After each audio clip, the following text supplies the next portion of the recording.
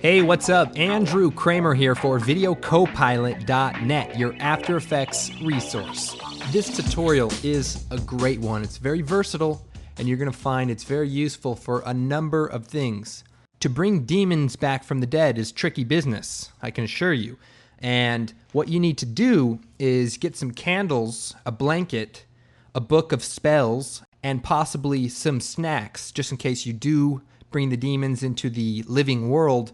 They might be hungry and you don't want them to eat you. So bring some like fruit roll-ups or some Cheez-Its or what do you have lying around, because you don't want to be their snack. And where you need to go is a graveyard, and you have to go at night. It's really dark and you're scared to go. Bring a friend, because you'd never want to die alone. Trust me. And you're going to go there and you're going to try to bring the demons into the living world that night. And it's a lot of fun. Now, of course, this is After Effects, so forget all that stuff. Well, maybe not the snacks, because this is a long one. Here's what we're creating.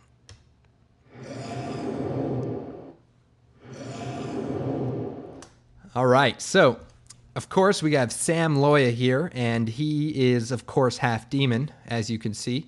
And what we're gonna do is create a shot where we transform him. And if you look here, you can see he slowly mutates or morphs into this monster. Okay, so let's go ahead and get started. What I have is a composition of our friend Sam giving us a crazy face. This is raw footage, by the way, so just in case you were wondering. And what I'm going to do is motion track our footage. The key to this effect is stabilizing the face.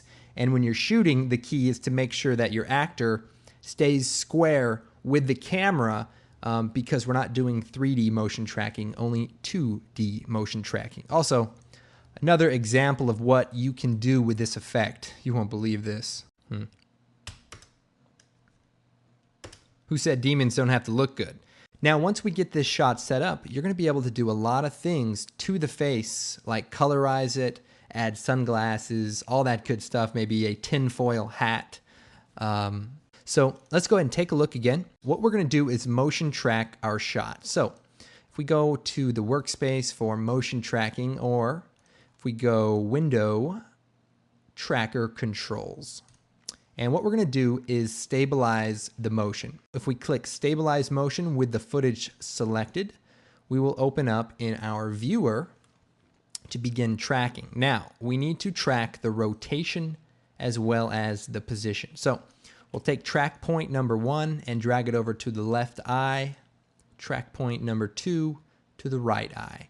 What I like to do is just scale it out wide and then bring it back in. That way I don't have to adjust it twice. Same with this one.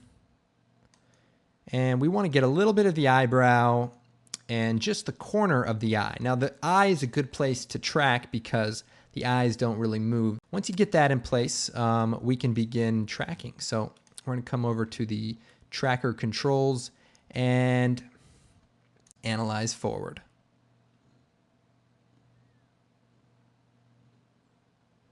Okay, so that looks pretty good. But if you need to, you can go and adjust these as needed. One solution to a bad track is to go into the middle of the footage and set up the track points and then analyze forward and then come back after it's done tracking, then bring it back to where you started and then analyze backwards. And sometimes it works well because of where the reference point starts. Once we've tracked it, we're going to click Apply. And it's going to apply to the X and Y.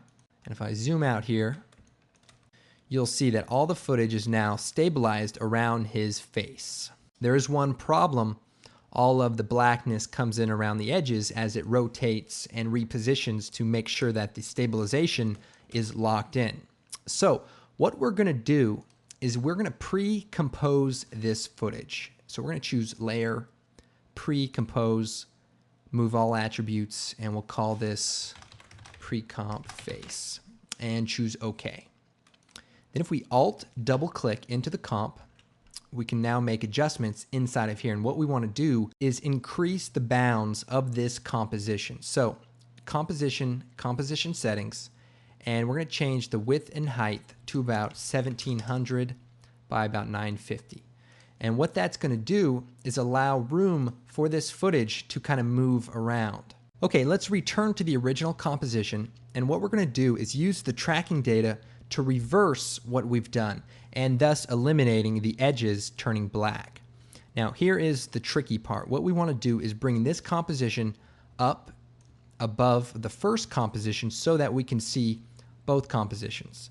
And then we're going to come to the top composition, hit U, and that will bring up the tracking information that has been applied to the anchor point and rotation. Now, then if we come down to our secondary comp and hit P, Shift R, Shift A, we bring up the anchor point, position, and rotation. And what we're going to do is use the information from the original track data to reverse what it's done to the footage. Now, to do this is very simple, but we do want to understand what is happening. So if I Alt-click on the position, I can pick whip the anchor point of the tracked footage, of the stabilized footage. And what that will do is essentially use all of this anchor point data for the new position of this layer. So consider it reverse stabilization. Now we also need to reverse the rotation, because not only is the footage shaky, but it's also shaky rotation-wise. As you can see, it really rotates. I purposely shot it shaky so that you could see how versatile this technique is. Now, for the rotation, we want to Alt-click on the rotation stopwatch, pick whip the rotation, but if we let this go through, we're essentially adding rotation to something that already has rotation, and we want to reverse the rotation. So we're going to add a little expression to the end, star or multiply times -1. So whatever this says times -1, thereby reversing it. So if this is -4, this is +4, and so on, -2, +2. And basically that reverses what's happening. Now, the position or the anchor point also needs to be adjusted, and we can pick whip the anchor point to the position, to the opposite of the pre-comp, and that will then bring the entire footage back to its original state. That's the tricky part, but I can assure you it's actually pretty simple once you understand what's going on. And even if you don't understand, just pick whip the values like I've shown you here, and you're all set to go. Now, if I take these sunglasses from the original comp, bring them into this comp now, and play my footage back, the sunglasses don't stay on the face. But if I parent the sunglasses to the footage, it will then use all of the reverse position data to lock the sunglasses onto the footage. Okay, so now that we have the footage tracked and reverse tracked, we're going to add the liquify filter from Effect, Distort, Liquify. Now, the liquify filter is actually very powerful, except not very useful when you have moving footage. But because our footage is now tracked, so if we add a distortion to his face, it will stay locked on his face. Now, this is probably one of the coolest things I ever came across. And what you do is, of the many tools, there's one here that basically shrinks part of the image. So if we kind of zoom in here and we increase the brush size and the brush pressure, what I can do is hold down the mouse on his nose, and what it does is shrinks the nose down, right? Pretty weird looking. I know, it's funny. And if I run through the footage, you can see that his nose is staying shrunk down. And if I play this back, Sam's actually right behind me and he's looking a little embarrassed. If I play this back, we have that distortion locked on to the face. Now, if I were to apply this liquify to an adjustment layer or a non-tracked and reverse-tracked footage, you wouldn't be able to do this.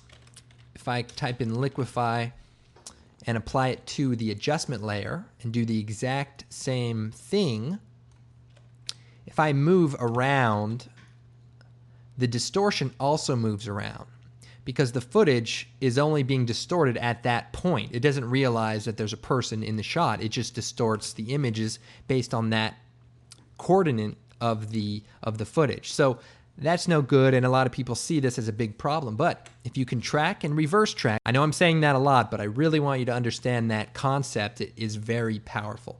So if we go back to our footage and turn our liquify back on, you can see that the footage stays locked on to his nose being shrunken down. Now, you can do a million things with this. Personally, I like the idea of doing a crazy demon face. So I'm going to reset this, and we're going to take a look at some of the tools.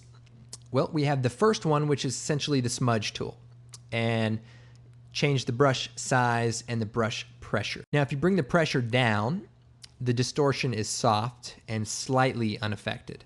But if you turn the pressure up to close to 100, you can really move pixels around. And even in this case, watch this. I mean, that stays locked onto his head because of the whole tracking business. I like these ones for distorting eyes. And remember, it's all tracked in, so whatever you can think to do, you can come up with some pretty cool effects and some interesting characters for your scary films, demons, zombies. What we're going to do is take the smudge tool, and if you hold control down, you can scale down the brush size. And we're going to zoom in here, bring the brush pressure up, and we're just going to make some evil eyebrows and just kind of drag these up high. And then we're going to make it a little larger, and you hit control and then just drag left or right, and it kind of lets you do that. And we'll bring the middle of his eyes down here. We're going to make his nose larger, and that's what this tool here does. And we make a large brush, and we can, oh, that's a little too much. Make the nose larger and maybe move the nose up. And then we'll stretch out the nostrils. Why not?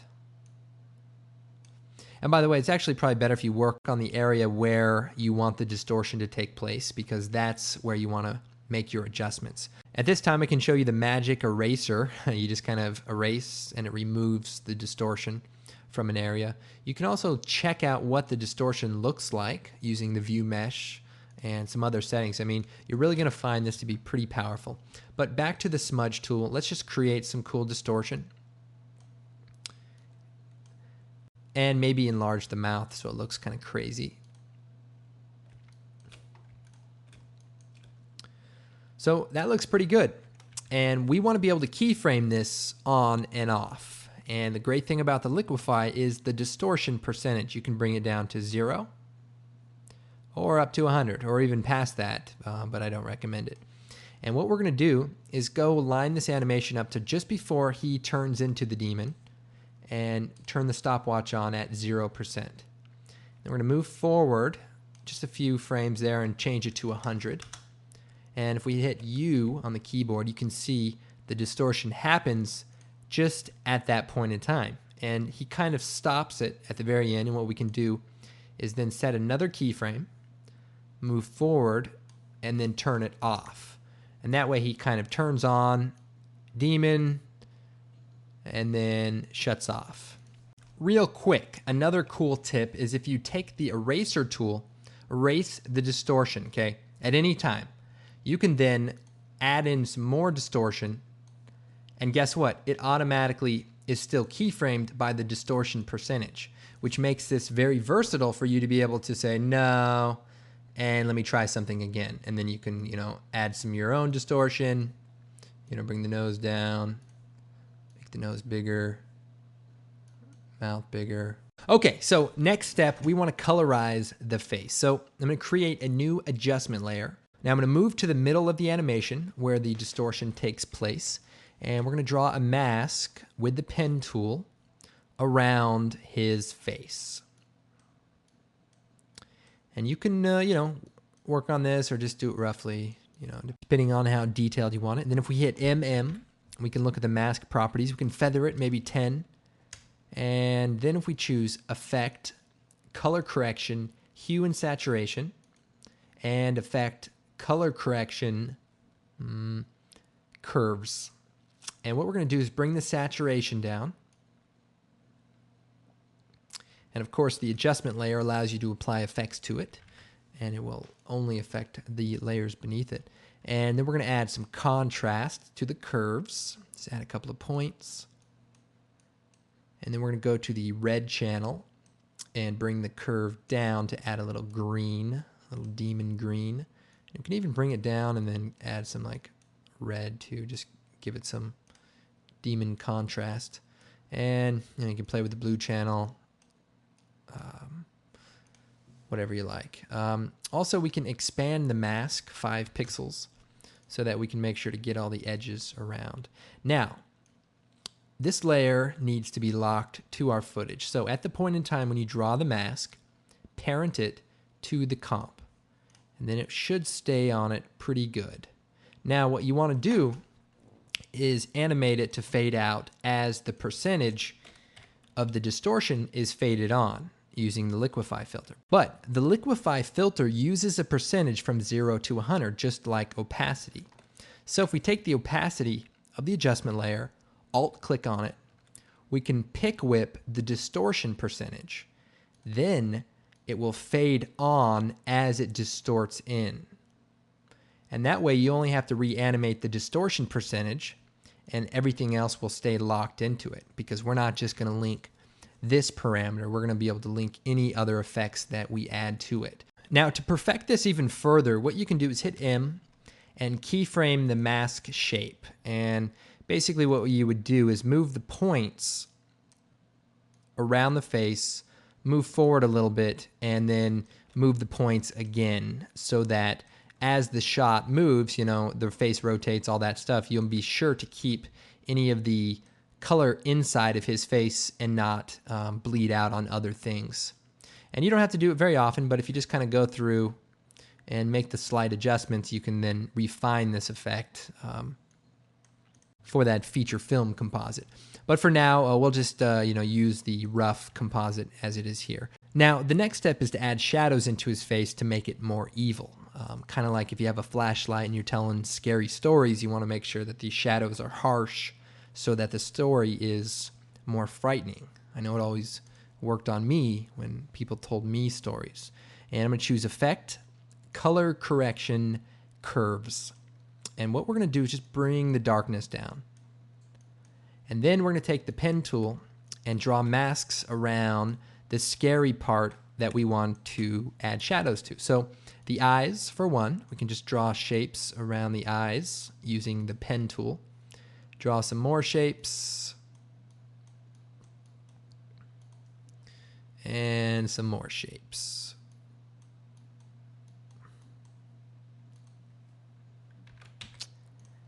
Then what we can do is feather these masks. So if we select the layer and hit F, you can select all the feathering, hold down Shift, and then increase the value for one, and it will change it for all of them. So as you can see, we add this nice shadowy effect. So now that we've done that, we want to parent our adjustment layer to the pre-comp, and that way the eyes should stay pretty close. And then what we want to do is hit T and U for this layer, and we want to alt-click on the opacity and link it to the liquify filter. And again, that way everything fades in at the same time. Now, you may not want this effect to be 100%. What you can do is add a little expression at the end, divide by 2. And that way, if this value is 100, it'll show up here as 50. If it's 50, it'll be 25, and basically fade in at half the speed. And that way you can, control the percentage through the expressions without having to, reanimate every time with keyframes. Because if you can eliminate doing keyframes, you can really save some time. Now, that's looking pretty good. I'd probably make it a little scarier, but that's pretty good for now. The other thing we can do is add a crazy texture to his face.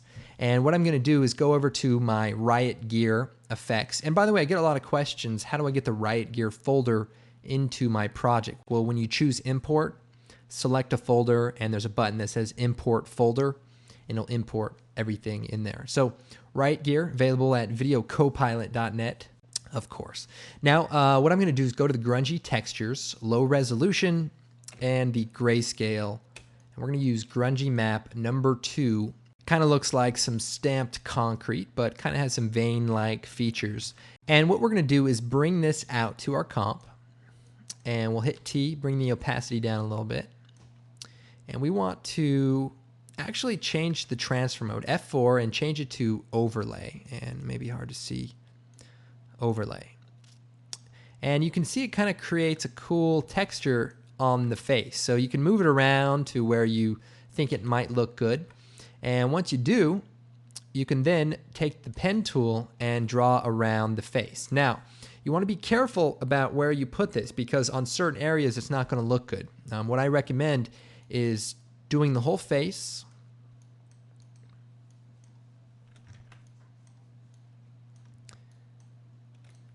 and then adding more masks around the eyes,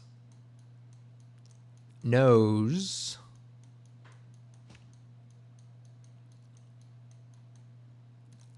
and the mouth.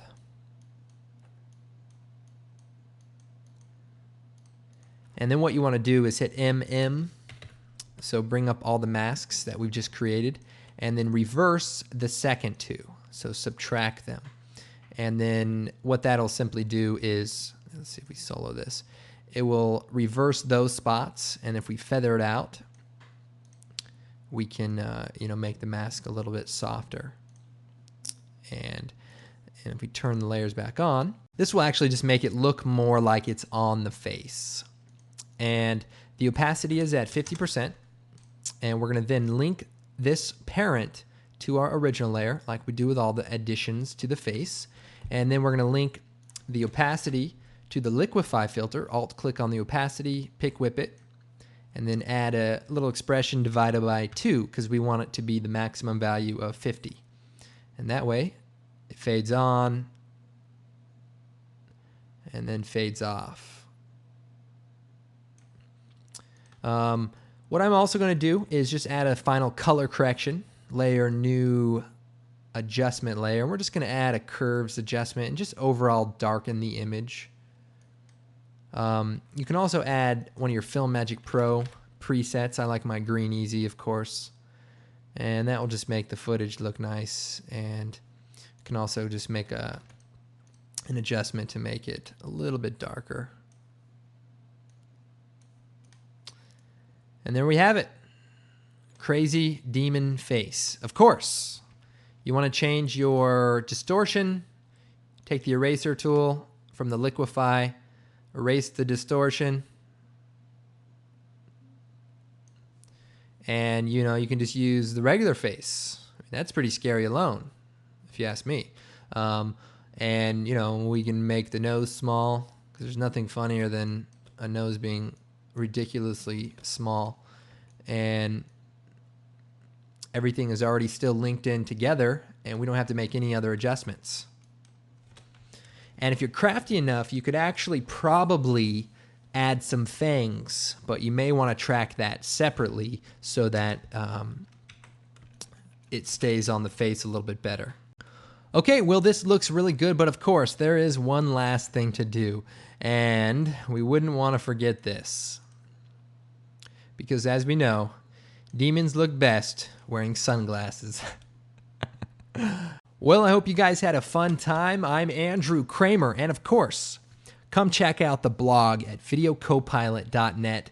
And don't forget to come by our products page. Our DVDs are fantastic. We have riot gear, designer sound effects, all these great tools to enhance your next project. And don't forget to leave a comment or even post a link to your demon videos. We want to see them at the videocopilot.net blog. I'm Andrew Kramer, and we'll see you next time.